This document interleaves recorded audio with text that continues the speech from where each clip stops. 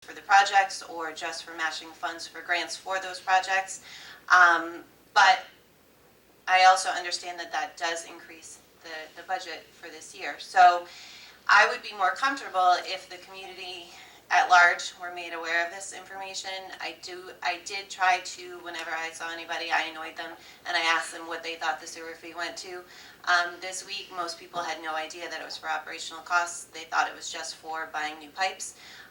So if, like I said at the last meeting, if the general consensus is that everybody is okay with this fee being used to pay salaries and fringe and whatever general operational costs in addition to whatever we can save for infrastructure, then that's fine. But I think that we really, as I said before, need to be a little bit more upfront about it and let people know that that is what the money is going towards.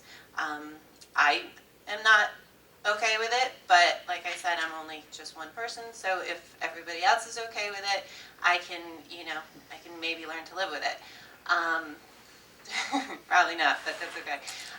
Does anybody else have anything that they would like to? Yeah. I know that there was a discussion that was in the consent order as well, which I believe really it was more that it was part of the discussion of the consent order. It's not actually in the consent order. Is that the way that it is? So again, I think that really needs to be hashed out and explained.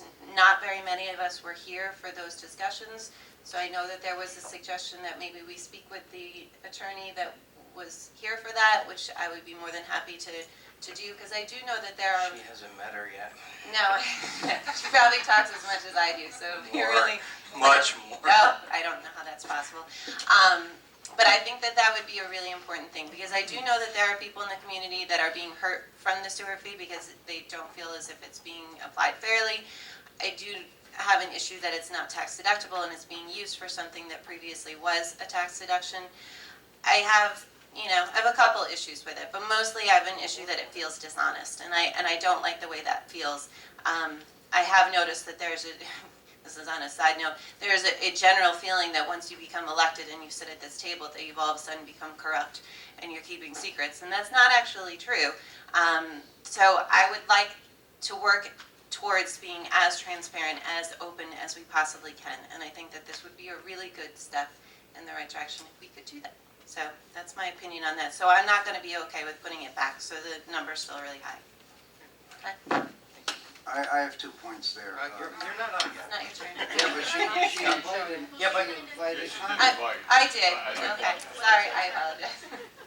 Sting, you're going to talk in 2 minutes. I told my wife before I came here I'm not going to say nothing today, and she said you're crazy. All right, I'll wait my turn. I have no problem. You have to come to me sooner or later. Hold that thought. I'll wait. Okay. And again, kudos, congratulations with the Tourism Bureau. It was a very exciting weekend. It was nice to see new faces even out there, and everybody did have a nice time. Thank you. Thank you, sir. Mr. Van Horn? I support what Sarah said. I think she articulated it pretty well. And I think for my sake, I don't think I could support anything more than a 4.5% budget increase. And that's all, Mayor. Okay, thank you. Ms. Trovey. Thank you. Again, congratulations, Tourism Board members, for another successful event. The Tourism Board meeting on the 14th, I think we're going to be spending that time driving around looking at holiday lights and judging them. So we won't be meeting here at in the council chambers, but if you have yet to register your home to be part of the holiday lighting contest, please do so. And yes, I also agree with Sarah. This is something that we've discussed at length in several meetings, whether it's finance, code, budget workshops, about the sewer fee, about the perception. I don't need to repeat anything that she said, but I do agree with you. That's it. Thank you. Thank you. Mr. Siegel. All right, grab your beverages, your potato chips, or whatever. Actually, a couple things. First, we were not here for the Thanksgiving dinner for the seniors, but of all the people that I spoke to and called, they enjoyed it very much, and I'd like to also thank the people that were involved both in the town of Deer Park and in the city of Port Jervis. to Ms. Hendry's comments, I have two thoughts there. First is, I also recall and have told everybody I know that the money collected by the sewer fee was going to pipes, equipment, pumps, things like that, and not to salaries or anything like that. And I'm very upset. If anybody thinks I misled them, I didn't mislead you. I told you exactly what I thought I heard. I still think I heard that, and I think that that's where the money should be going. The second point is, once again, I don't understand, and I'd like to get an explanation in writing about this, why it is not a sewer tax and it's a sewer fee. If it was a sewer tax, some people could deduct it. It comes out of, we have two budgets. We have the general budget and we have the water budget. And if you can have a tax in the general budget, I don't understand why you can't have a tax in the sewer budget and the water budget. So I think that I need a real lawyer explanation as to why it cannot be a tax. And again, I don't think anyone meant to mislead anyone. You hear what you hear and you repeat what you heard. So that's where we stand there. The budget hearing is on the 6th of December. We have not gotten a lot of people to come to the budget hearing. We have previous budget hearings. We have a lot of people out there complaining, talking, Facebooking, phoning. We need to hear from the people and contact. I know a lot of people don't like to go to that microphone, but we need to hear in one way or another. You're at the microphone, or you call your council people, or call a council person that you feel comfortable with. But you need to get the word to us, because 8.76% is not a reasonable amount. All the time that I've been involved in this, campaigning every single year from the first time I ever campaigned, I always said we should have a modest increase every year. I still think we should have a modest increase every year, because costs go up. When veterans and Social Security recipients get 0.3%, asking for 8.76 is not something I could vote on. Mr. DeGroat has come here meeting after meeting after meeting. Many of us, probably most of us, have gone up and had the Mr. DeGroat tour. And I think we're all probably on the same page, and we need to come to some resolution. I feel bad, and I know there's two very distinct sides, and I can't say Mr. DeGroat's right, and I can't say that we're right, I can't say that Pan's right, but I do know that he has a business card of a businessman, and I do know that the last map that it was sent about all the trails, on there it talks about, there's 3 letters, motorcycle shop or something, on the map. To me, it's quite obvious there's a business there. And for us to keep on denying it and making Mr. DeGroat feel like he's maybe going crazy or something is absolutely wrong. We have to come up with some sort of resolution. I don't know how that would happen. Maybe we all need to get together there, because we've all gone separately, and that didn't seem to help the situation. But he's in a bad place. He's a businessman that's been here for how many years? That 30? 40? I started my first business March 3rd, 1969. All right, so that's quite a bit of time. So he's a businessman. He owns a lot of property.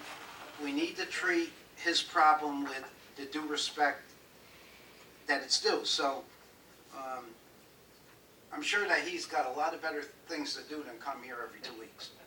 And be honest with you, I got better things to do than listen to him every 2 weeks. So somehow we need to come to some resolution here. I don't know how, but we need to. The first thing I think we need to do is acknowledge the fact that the guy has a business, number one.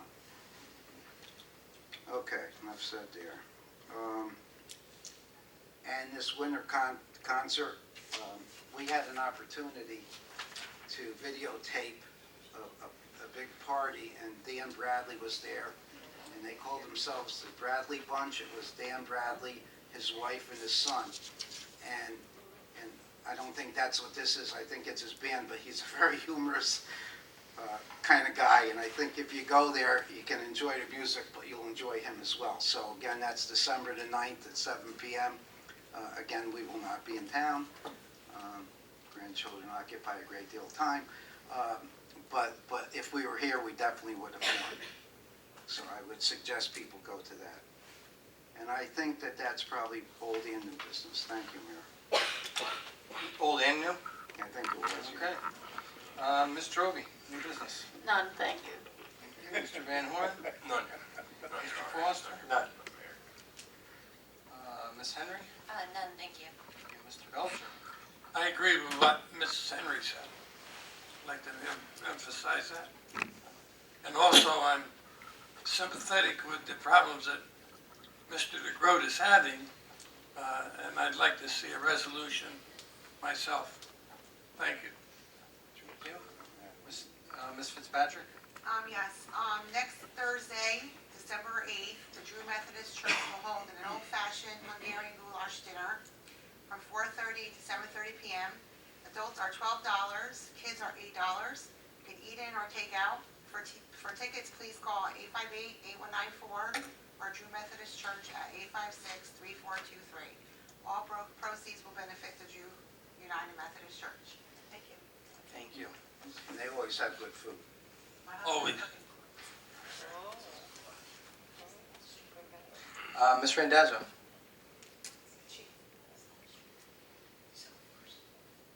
Just wanted to remind everyone in regards to off-street parking that begins on December 1st. You need to pull your cars into your driveways. I know I always have to question that, so just a reminder to everyone.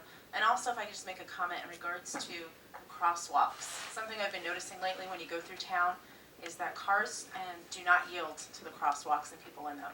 And I think it's really important. I've seen a couple children, especially trying to cross, and elderly people.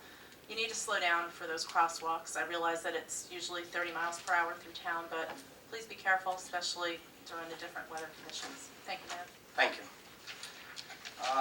Next, we go back to public comment. Anybody that'd like to speak about anything that we talked about tonight, 3-minute limit, please come up to the podium, state your name, and the ward that you live in or town. I don't believe 3 minutes is going to be enough time for me, but here I go. I certainly hope the accusation made by Mr. DeGroat is untrue. He's mad that he's not getting his way.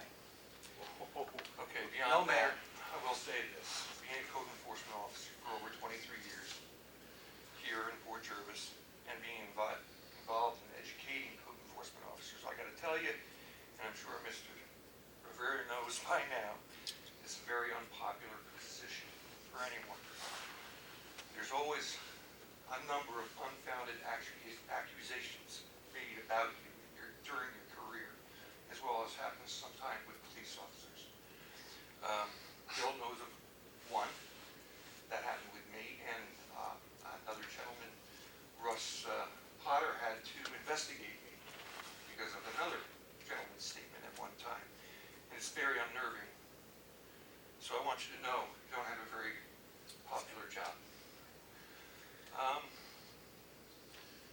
just want to mention department heads, when they speak, you can't hear you when you're back there discussing matters back and forth with regard to CDA 20 sometimes. You should take the podium so people can hear at home. Thank you. I just wanted to say that, I gave 25 good years of service to the city of Fort Jervis, and I retired in good standing. And I hope that's known by this council and the city of Fort Jervis residents. Also wanted to mention that the catch and release program that we just mentioned with the Humane Society, my wife and I joined in with Jill Witasic and the Humane Society last year, and we captured 14. They were all neutered, spaded, and returned to our street where they came from. My wife and I have been feeding them now for over a year, and we do it because they need to be fed. But the best thing that happened out of it were no more kittens being born. So if anybody wants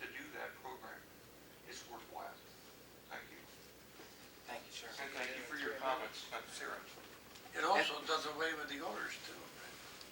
When they're spayed or neutered, yes. Yeah. Well, I believe Mr. Tosick is the one that will be working with the police department, so she's quite knowledgeable on it. And I'd also like to say, I had the pleasure to be helped by Mr. Kidney a couple of times with our house in the acre with some issues that we had. And I just wanted to publicly thank you for that, and I do appreciate all of the help that you have given. Thank you. Anyone else?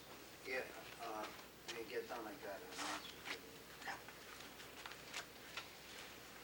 One more time. Road 30 workers.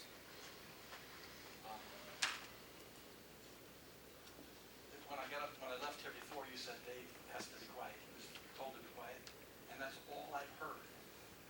Quiet, he never answers my question. And I asked you many times before, he's a public servant, he's supposed to answer questions. The council and I have agreed that they're not going to answer here. Okay. But I'm talking about down in the office, on the street, when I talk to him. Wayne Kidney, we bumped heads. I had to stand on a chair to bump his head, but we bumped heads all the time. I did a lot of houses, a lot of stuff in Port Jervis. Anytime I did something wrong, he would say, "You're wrong." I would say, "Maybe I'm not." He would say, "Come on down to the office, we'll look it up. Take me to the books and show me what's going on." He won't do nothing. He will not do anything. Nothing for me. I will talk to him about it. No question. A little late. He doesn't want to answer any questions at all for me. Okay. And April, when I came here to the code meeting to find out what I could do about this motorcycle shop, and with all the pictures and all the videos, I know everybody here is not blind, and they're not deaf.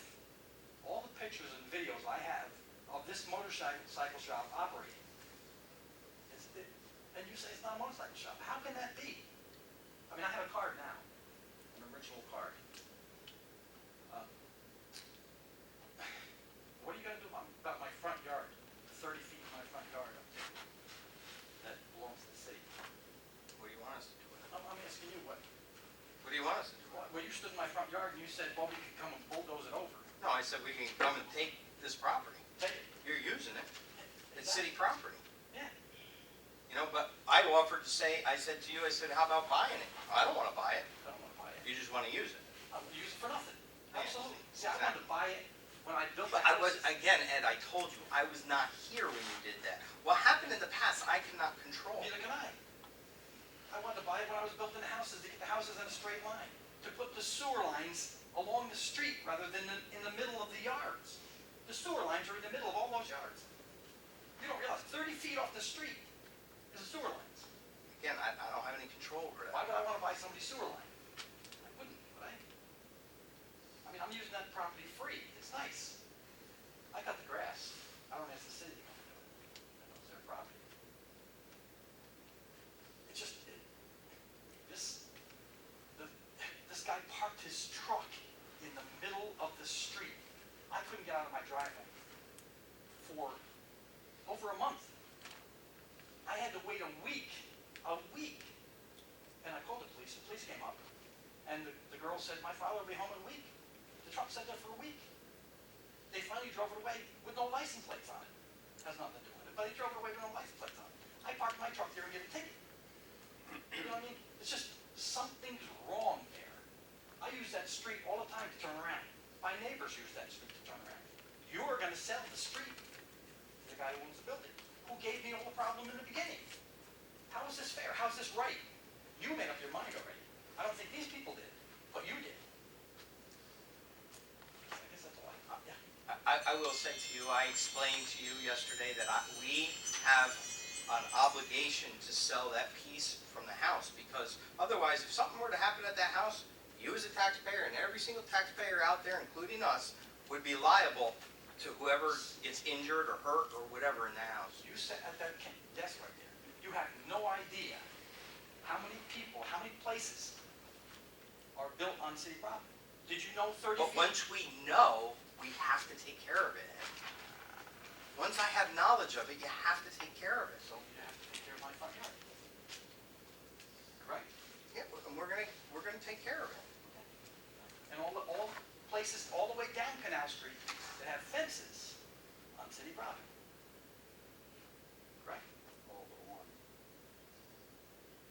sold. Yes, we sold, yes, one of them. Yeah. Okay, I guess, thank you everybody for coming up. It's, it works out. Thank you. Is there anyone else?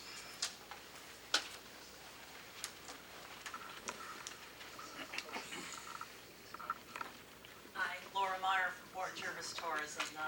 Change of tune, a little happiness here. Chris Kindlemart went fabulous yesterday. I received some very nice thank yous from Hilby, the skinny German juggle boy, and also the Oompa band.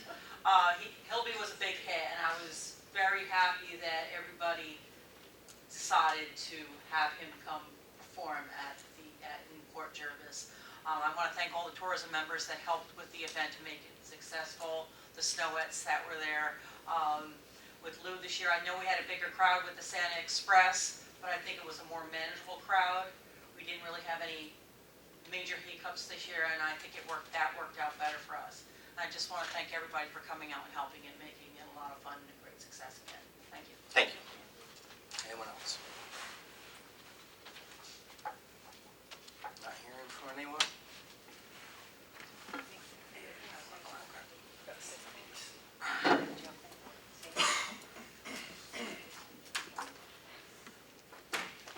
Randy Richards, 3rd Ward. I also built on city property at one point in time. I believe Wayne Kidney was around for it, a lot of you were around for it. I also wanted to resolve my problem, and I came here asking to buy property. I asked to buy property, a small piece, 2.4 feet by 22 feet. I offered $5,000 for that piece, and I was told no, it wasn't enough. I had to put in writing the amount that I wanted to pay. I came to the council, I had to submit how much I was willing to pay for that parcel. Didn't go to the assessor's office to come up with a fair value. I came up with a value and I offered $5,000 for it, not enough. Common Council came back, $7,000. We agreed at the $7,000 mark. Just want to make sure if you're selling property that needs to be sold and someone needs to have it, that again, it's a fair price of some sort. The person should be submitting their offer on that piece of property. That's something that is coming from the assessor's office. If they really want it, they'll pay for it. That's all I got to say. Thank you, sir. I wasn't here when that happened, and that's why I went to the assessor for it. And she based it off of yours and other Oh, good. pieces of property that were I there. would like to see the price that she's paying. Mayor, When we come to that. Okay, well, sure. Could we pass a local law exempting encroached city property? Or buildings encroaching? something you would have to go to code. Okay, we'll talk about that. Okay, thank you.